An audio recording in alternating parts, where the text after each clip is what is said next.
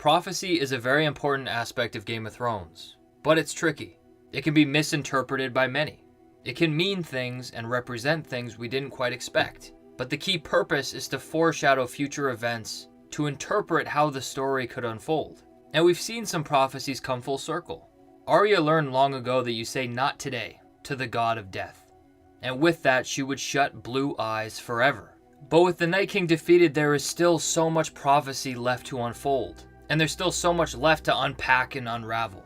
And all of these remaining prophecies hold hidden significance to how Cersei will be defeated, to who will sit on the Iron Throne, and how the world will continue after the Night King and Cersei's reign of the Seven Kingdoms. And the first person we see a lot of prophecies from is Melisandre. She is one interpreter of the Lord of Light.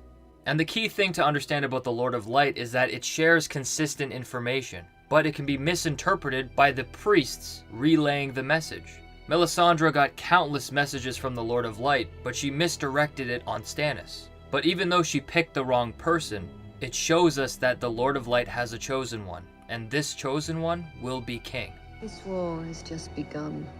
It will last for years. Thousands will die at your command. You will betray the man serving you. You will betray your family. You will betray everything you once held dear. And it will all be worth it. Because you are the son of fire. You are the warrior of light. You will sweep aside this pretender and that one. You will be king. And this prophecy speaks to the sacrifice of what it's going to take to be king. It'll take the sacrifice of everything the person holds dear, of their family, and it will betray themselves as a character. But they will be king because it's their destiny. The purpose is to sweep aside the pretenders who claim to be king or queen. And this person needs to step up and claim their rightful place on the throne to build a new world that's better than the one before them. But the key to Melisandre and her prophecies is who she's loyal to. She realized that she supported and put so much effort into supporting Stannis, and he was not the one. But on her journey, she ended up finding Jon Snow. And from there, all of her prophecies seemed to apply to Jon. She didn't want to make the same mistake she did with Stannis, so she took a step back. But the prophecies that she was speaking to Stannis about all along applied to Jon Snow. I saw him in the flames, fighting at Winterfell. You're gonna show me some vision in the fire. Forgive me, my lady. I don't trust in visions. No visions. No magic. Just life. I have seen myself walk along the battlements of Winterfell. I have seen the flayed man banners lowered to the ground. But sometimes sacrifices must be made to ensure victory.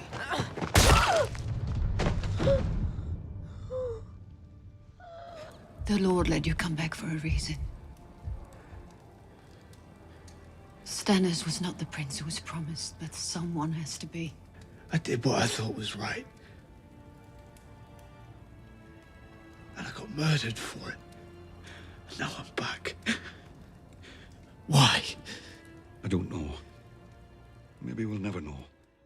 She even preserved Jon's allies for the future, because she saw that certain characters had an importance to ensuring that the king or the chosen one of the Lord of Light will sit on the throne at the end of the Great War and the Last War.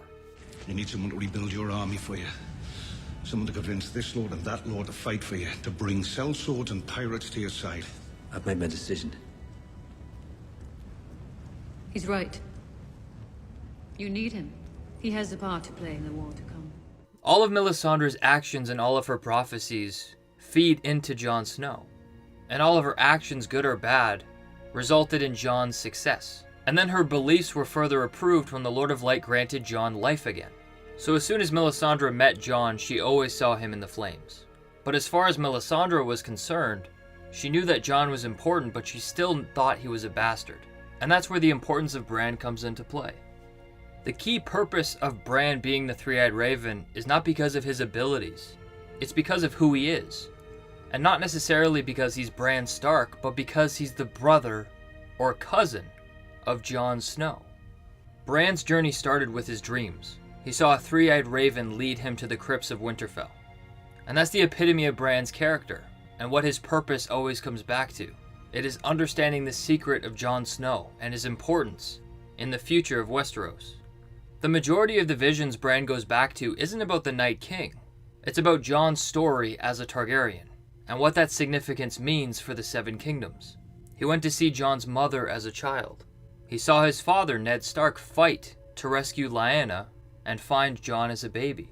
He then witnessed Jon's parents getting married, solidifying his name and his claim to the Iron Throne. And this is just one aspect of Bran that shows that the importance of his visions are centered around Jon Snow like Melisandre, but they're also more focused on Jon's destiny being king, rather than how to defeat the Night King and his army. And we see this further when we see some of Bran's visions that he sees from the future. And when he sees these visions, they're always in spurts of information.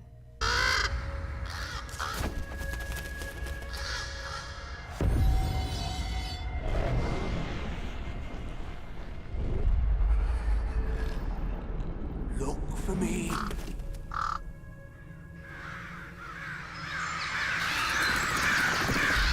Beneath the tree. He saw us!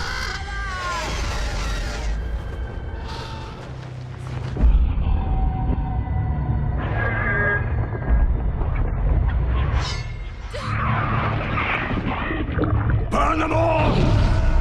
Where's my sister? And the first thing Bran sees is a dragon flying over King's Landing. This clearly hints at the outcome between Daenerys, Jon, and Cersei. And Daenerys flying a dragon to the Red Keep or over King's Landing has been heavily foreshadowed. Enough with the clever plans. I have 3 large dragons. I'm going to fly them to the Red Keep. We've discussed this. My enemies are in the Red Keep. What kind of a queen am I if I'm not willing to risk my life to fight them? A smart one. Bran also sees all the storages of wildfire, as well as the Mad King.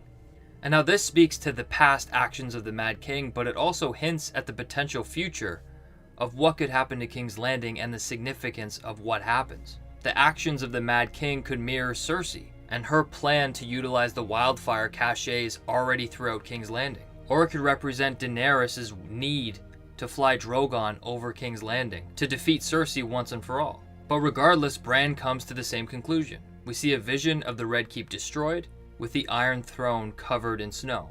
The fact that Bran has seen all these visions proves that the last war between Cersei, Daenerys, and his brother Jon have a huge impact in shaping Jon's destiny. The destruction of the Red Keep could be due to the dragon or from the wildfire. But regardless, there's going to be a snow that sits on the throne. And that sums up Bran and Melisandre's whole purpose and fixation on Jon Snow.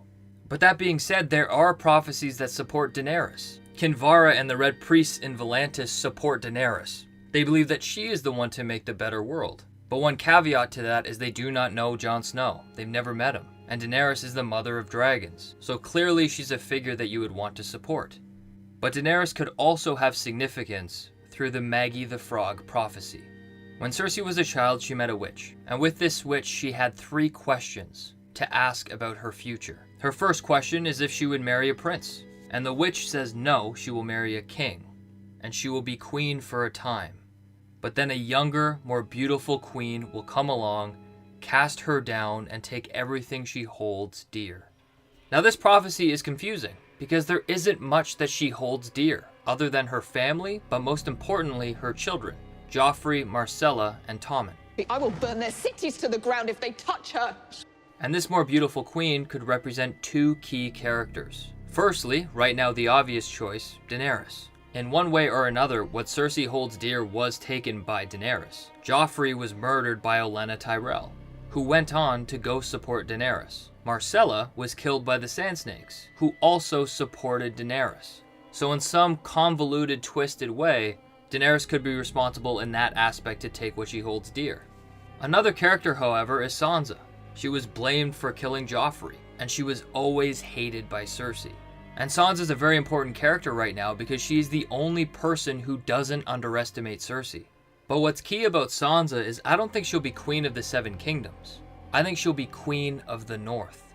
That's something that she's always wanted, and she's fought hard for it in this season. She wants the North to have their independence, and she's taken the mantle of the leader of the North. Just as much as Daenerys, Sansa could take her role to cast Cersei down and take everything she holds dear. But instead of being Queen of the Seven Kingdoms, she can take the mantle of being Queen of the North.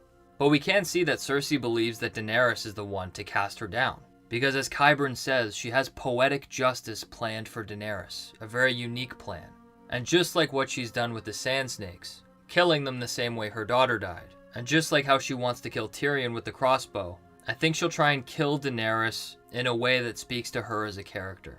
What better way to destroy a revolutionary than destroying her image and making her look like her hated psychopathic father who tried to burn everyone in King's Landing? And it seems like based on Bran's visions, that might actually happen. Not only could she destroy Daenerys, but she could destroy everything she stood for. And just as Melisandre and Bran see, Jon can take his place as the heir to the throne. But then with Maggy the Frog, Cersei asks another question. And that question is, will she have children? And the answer is that she'll have 3 children, gold their crowns and gold their shrouds. This suggests that Cersei is not going to have a 4th child. We know that she's pregnant right now, but I can guarantee we will not see this unfold further. Maybe she will lose the child, or she will be defeated before she has a chance to deliver the baby. But in this scene, what I realized is Cersei never asks a 3rd question, because the witch laughs. And I think this could be the producers of the show hiding a prophecy that is in the books, and that's the Valonqar prophecy. It was said that the Valonqar would strangle Cersei and kill her, and it was probably left out for the sake of surprise, which we'll witness in a couple of episodes. And Valonqar means little brother, and there are a couple candidates, but I strongly believe it's Jaime. People believe that Melisandre's prophecy of brown eyes, green eyes, and blue eyes could apply to Walder Frey, the Night King, and Cersei Lannister. I hope that doesn't happen, because I think it's much more emotionally satisfying if Jaime ends up killing Cersei. The 2 characters shared a womb. They fell in love. But Jaime is on a redemption arc. And he's also been seen to be important. Bran stares at him longingly. Bran's had visions of the Mad King and Jaime killing him. Maybe this speaks to the role of history repeating itself. And Jaime will take the mantle yet again as Kingslayer to do what is right. To kill his sister Cersei. But another character who's seen as important is Tyrion. And the key significance of Tyrion as a character is that he's a mentor. He's given advice to some of our characters that's changed the course of who they are. But Bran sees that Tyrion has an importance. The Red Priest in Volantis sees that Tyrion has an importance. And I think like many of these prophecies, Tyrion's importance is after the war is won, and a new leader sits the throne. And they've successfully made peace across the 7 kingdoms, as well as they've broken the wheel that crushes the poor and keeps the wealthy families in power. And that's the vision that Daenerys wanted, and that's the vision that Tyrion strives for. And that vision will probably be echoed and delivered as Tyrion lives. And he builds a world that isn't in favor of his wealthy family. And a person who shares these sentiments is Varys. He will stop at nothing to support the best candidate for the realm, to bring peace and prosperity, and build a world that's better than the one that they have now. But we know because of Melisandre, Varys will not live to see that outcome. Oh, I will return, dear Spider. One last time. My lady. I have to die in this strange country. Just like you. I believe that Varys could be killed because he puts his faith in another person. A person who just recently found out that they're a Targaryen. And we've seen the contrast of these 2 leaders before. And I think Varys will hit a point where he can conspire to give Jon Snow power. Because power resides where men believe it resides. And Varys could lose his life from it. So let me know what you think about these prophecies. Based on this information, who do you think will sit the Iron Throne? And what will lead to the destruction of King's Landing? But until next time, I'll see you guys later.